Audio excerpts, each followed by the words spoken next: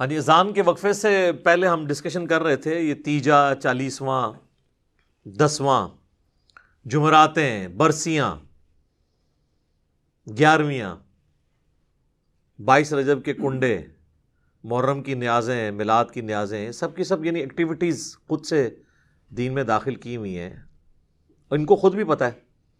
اب تو نوبت یہاں تک آ گئی ہے کہ ایون 40ویں کے کارڈ چھپتے ہیں، جس طرح آپ کی شادی کارڈ ہوتے ہیں، اخبارات کے اندر بڑے بڑے اشتہارات چھپتے ہیں۔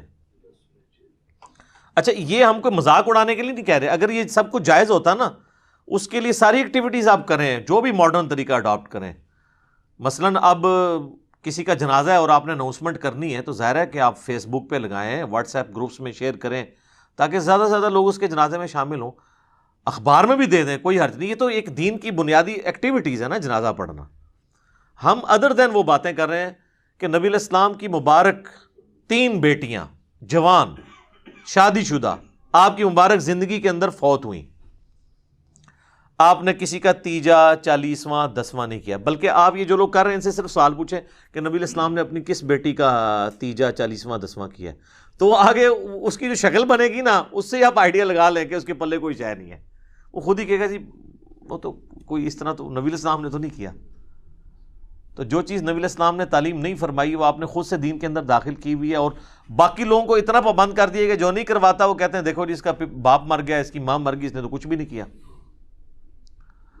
اور پھر مدرسوں سے باقاعدہ، اب مجھے نہیں پتا، کئی سال پہلے تک تو یہ جب ہم چھوٹے چھوٹے تھے اس وقت 300 روپیہ تقریباً ریٹ تھا، پھر بڑھتے بڑھتے اب تو شاید 1000 روپے تک پہنچ چکا ہو ریٹ ایک قرآن کا، اور مجھے تو لگتا ہے یہ 1000 روپے میں بھی سستا ہے قرآن اگر دیکھا جائے۔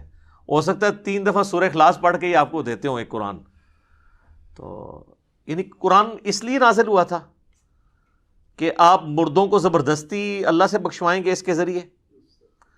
آپ کے پنجاب میں ایسی جگہ بھی ہیں جہاں پر 40 دن کے لیے خیمہ لگ جاتا ہے قبر کے اوپر، اور شفٹوں میں حافظ قرآن پڑھ رہے ہوتے ہیں، اور ان کا یہ عقیدہ ہے کہ بھی جیسے ہی لوگ یہاں سے ہٹتے ہیں نا، پھر فرشتے آتے ہیں سوال کے لیے، وہ کہتے ہیں 40 دن آتے رہیں گے، تنگ آ کے چھوڑ ہی دیں گے۔ ہاں ٹھیک ہے نا، وہ 40 دن پورے کرواتے ہیں۔ اس لیے میں کہتا ہوں کہ جی قرآن تو امتیوں نے ایسا پڑھا ہے کہ نعوذ باللہ صحابہ کو بھی شرمندہ کرے۔ بھئی کسی صحابی کے مرنے پہ تو 40 دن تک تو وہ قرآن نہیں اس کی قبر پہ پڑھتا ہوگا، یعنی امت نے سلف کو بھی شرمندہ کر دیا ہے، خلف نے سلف کو شرمندہ کر دیا ہے، اتنا زیادہ قرآن پڑھا ہے۔ اور ان لوگوں کی قبروں پہ جنہوں نے اپنی زندگی میں قرآن کو اتنا سیریس نہیں لیا کہ وہ قرآن پڑھ کے دیکھیں کہ اللہ تعالیٰ ہم سے کیا ڈیمانڈ کر رہا ہے، ان کے بارے میں تو اکثریت کی تو یہی حالت ہونی جو سورۃ الفرقان میں آیا ہے، آیت نمبر 30 کے اندر، وقال الرسول یا ربی ان قوم اتخذوا هذا القرآن مہجورا۔ رسول اللہ شکایت کریں گے کہ میری امت نے قرآن کو پیٹھ کے پیچھے ڈال دیا تھا، میری قوم نے قرآن کو پیٹھ کے پیچھے ڈال دیا تھا۔ صحیح مسلم میں حدیث ہے، القرآن حجت لک او علیک، یا قرآن تیرے حق میں حجت ہوگا یا تیرے خلاف حجت بنے گا قیامت والے دن۔ تو یہ بڑا خطرناک معاملہ ہے۔ بھئی قرآن آپ نے خود کھول کے دیکھا نہیں ہے، بڑا کہا جاتا ہے جی قرآن سب سے زیادہ پڑھی جانے والی کتاب ہے، لیکن قرآن سب سے زیادہ بغیر سمجھ کے پڑھی جانے والی کتاب ہے، یہ اس کا تاریخ پہلو ہے۔ آپ کوئی اخبار اور میگزین بھی بغیر سمجھ کے نہیں پڑھتے۔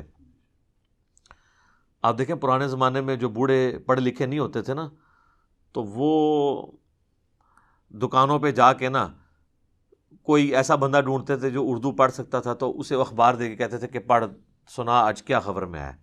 لیکن وہ جن بابوں کو آپ یاد کرتے ہیں نا، ان بابوں کے بارے میں آپ کو یہ کبھی نہیں ملے گا کہ انہوں نے کبھی قرآن پکڑ کے مولوی کو دیا ہو کہ پڑھ بتا مجھے بتا اللہ نے کیا لکھا ہے۔ بزرگ ساڈے ماشاءاللہ جتنے بڑے پرہیزگار سے سانو پتہ ہے، لوگ ویسے بزرگوں کو یاد کر کر کے روتے ہیں۔ اسلام نے جتنا اچھا دور یہ دیکھا ہے نا صحابہ، تابعین، تبع تابعین کے بعد، پچھلی 1000 سال تاریخ میں اسلام پہ اتنا اچھا دور نہیں آیا کہ ہر بچے کے موبائل میں قرآن بخاری مسلم ترجمے کے ساتھ موجود ہے۔ ہمارے تو بزرگوں نے کیا، ان کے ٹیچرز نے جن سے وہ قرآن پڑھا کرتے تھے وہ بھی خالی ناظرہ ہی ہوتے تھے، ان کو پتہ ہی نہیں تھا کہ قرآن کے اندر کیا لکھا ہوا ہے۔ بہرحال یہ یعنی اس طرح کی رسومات چل رہی ہیں، اور باقاعدہ آپ دیکھیں میت کے اوپر وہ سوگ کرتے ہیں۔ سوگ تو ٹھیک ہے، بخاری مسلم میں حدیث ہے کہ میت کے اوپر 3 دن سے زیادہ سوگ نہیں ہے، سوائے بیوی کے وہ اپنے خاوند کے مرنے پہ 4 مہینہ اور 10 دن سوگ کرے گی. 3 دن سوگ کرنا ہے آپ نے، بالکل وہ تو درست ہے. لیکن وہاں جا کے وہ پھر الفاتحہ کہتے ہیں، اور ایک دفعہ سورۃ الفاتحہ، پھر 3 دفعہ سورہ اخلاص پڑھ کے تو مردے کو وہ ایصال ثواب کرتے ہیں. اور جتنی دفعہ کرتے ہیں وہ مطلب وہ کر کے کرتے ہیں. دعائیں مغفرت کریں آپ، میں نے دعائیں پہلے بتائی ہیں. اس طرح قرآن پڑھ کے بخشنا تو ثابت نہیں ہے. اور اولاد اگر خود پڑھ رہی ہے قرآن تو وہ آٹومیٹکلی ثواب ملے گا. اولاد کو تو بخشنے کی ضرورت بھی نہیں، اور اس کے لیے ماں باپ کا مرنا بھی ضروری نہیں، زندگی میں بھی ان کو ثواب ملے گا. پھر وہ کلمہ بھی پڑھا جاتا ہے. کہتے ہیں جی 70,000 دفعہ کلمہ جس نے اپنی زندگی میں پڑھ لیا وہ بخشا گیا. اور کئی جو بوڑھیاں ہیں، بوڑھے ہیں، انہوں نے اپنے لیے پڑھ کے رکھے ہوتے ہیں اور ایکسٹرا پیکج بھی بنا کے رکھے ہوتے ہیں. انہوں نے اپنے کوئی قریبی فوت ہو جائے نا تو اس کو کہتے ہیں یار یہ میری طرف سے 70,000 دفعہ، مراد یہ کہ یہ لے جنت کا ٹکٹ. اور یہ بڑے بڑے ذمہ دار علماء نے یہ کام کیا ہے. آپ فضائل اعمال ذرا کھول کے دیکھ لیں، اس کے اندر ایک واقعہ موجود ہے. نبی الاسلام کی وفات سے آلموسٹ 650 سال کے بعد کا یہ واقعہ ہے، کیونکہ وہ شیخ قرطبی جو ہیں وہ ان کا ٹائم پیریڈ یہی بنتا ہے. وہ کہتے ہیں جی شیخ قرطبی کا بیان ہے. شیخ قرطبی کو بھی بیچارے کو نہیں پتا ہوگا، اس کی طرف ایک منسوب ہے. شیخ زکریا کاندھلی فضائل اعمال میں لکھتے ہیں کہ انہوں نے نا وہ ایک ایسے نوجوان سے ملے کہ جسے کشف ہو جایا کرتا تھا کہ کون جنت میں ہے اور کون جہنم میں. اللہ اکبر. صحابہ کو نہیں ہوتا تھا. آپ حدیث سن چکے ہیں بخاری مسلم کی کہ وہ نبی الاسلام کی برکت سے وہ جو 2 قبر والوں کے اوپر جو ٹہنی کی وجہ سے عذاب کی تخفیف ہوئی، صحابہ کو نہیں پتا چلا کہ اس کے اندر کیا ہو رہا ہے. حضور نہیں بتایا. بلکہ مسلم شریف میں تو الفاظ ہیں آگے کہ میں نے ارادہ کیا کہ میں اللہ سے دعا کروں کہ تمہیں عذاب قبر سنوا دے، لیکن پھر مجھے ڈر ہوا کہ تم اپنے مردوں کو دفنانا چھوڑ دو گے. تو صحابہ نے تو سنا بھی نہیں، دیکھنا تو بڑی دور کی بات ہے. بخاری اور مسلم دونوں میں حدیث ہے، ایک مدعم نامی غلام تھا حضور کا جو آپ کے سواری کا کجاوا کسا کرتا تھا. غزوہ خیبر کے موقع پر ایک نامعلوم تیر لگا اور وہ شہید ہو گیا. صحابہ نے کہا یہ تو سیدھا جنتی ہے، حضور کا خدمت گزار ہے. ظاہر ہے جی ہم بھی ہوں تو یہی کہیں. آپ فرمایا تم جنت کی بشارت دے رہے ہو. اس نے مال غنیمت سے ایک چادر چوری کی تھی، اللہ نے مجھے دکھایا، وہ آگ کی بنا کے اس پہ ڈال دی گئی ہے. اب باقی اصحاب میں سے اگر کسی نے ایک رسی بھی چھوٹی سی یہ سمجھ کے اٹھائی کہ مال غنیمت میں اس کی کیا ویٹیج ہے اور گھر لے گیا تھا، فوراً گھروں کو باغے لا کے حضور کے پاس جمع کروائی کہ بھئی یہ آپ ہوتے تو آپ کہتے جو کچھ بھی ہیں تیرے محبوب کی امت سے ہیں. تو محبوب کے ساتھ جو ڈائریکٹلی اٹیچ بندہ ہے اس کو اس نسبت نے کام نہیں دیا جب اس نے کام غلط کیا. کیونکہ محبوب کے ساتھ تو آپ کی رشتہ داری ہو سکتی ہے، اللہ کا کوئی رشتہ دار نہیں ہے سر. اللہ کے ساتھ کسی کی رشتہ داری نہیں ہے. تو آپ جو مرضی لوگوں کے بارے میں فیصلہ کریں. بال وہ شیخ قرطبی کہتے ہیں کہ جی اس نے نوجوان نے چیخ ماری، اس نے کہا میری ماں کو جہنم کی جانب لے کے جا رہے ہیں فرشتے. تو وہ شیخ کہتے ہیں کہ میں نے دل میں ارادہ کیا کہ میں نے یہ سنا ہے کہ جو 70,000 دفعہ کلمہ پڑھ لے اس کی مغفرت ہو جاتی ہے. تو کہتے ہیں میں نے اس کی تصدیق کرنی تھی کہ یہ جو کہتے ہیں نا آواز آئی، پتہ نہیں یہ آواز ٹھیک آئی ہوئی ہے کہ غلط، قرآن حدیث میں تو کہیں نہیں ہے. تو کہتے ہیں میں نے دل ہی دل میں نا وہ 70,000 دفعہ کلمہ پڑھا ہوا TCS کروا دیا کوریئر سروس کے تھرو، اور دل میں نے نیت کی کہ میں اس کی ماں کو بخشتا ہوں. کہتے ہیں تھوڑی دیر بعد وہ نوجوان مسکرانا شروع ہو گیا کہ وہ 70,000 دفعہ کلمہ اسے پہنچ گیا ہے، اس کی وجہ سے اس کے لیے جنت کا فیصلہ ہو گیا.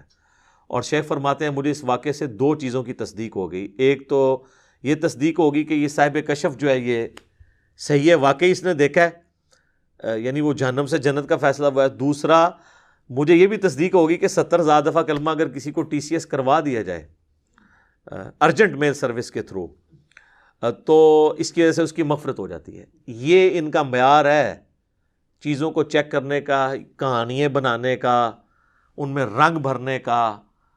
تو سر جب آپ لوگوں کو یہ چیز بتائیں گے تو لوگ تسبیح پہ لا الہ الا اللہ کلمہ ہی پڑھیں گے نا، پھر قرآن تو نہیں ترجمے سے پڑھیں گے. اتنی ٹینشن لینے کی کیا ضرورت ہے کہ قرآن ترجمے سے پڑھو پھر اس پہ عمل کرو پھر اس کی تبلیغ کرو. اس کی وجہ چپ کر کے 70,000 دفعہ کلمہ پڑھ لو، دیٹس آل. اور آپ پڑھ لو اور سب کی طرف سے ایک دفعہ پڑھ لو، عیاشی کی زندگی گزارو.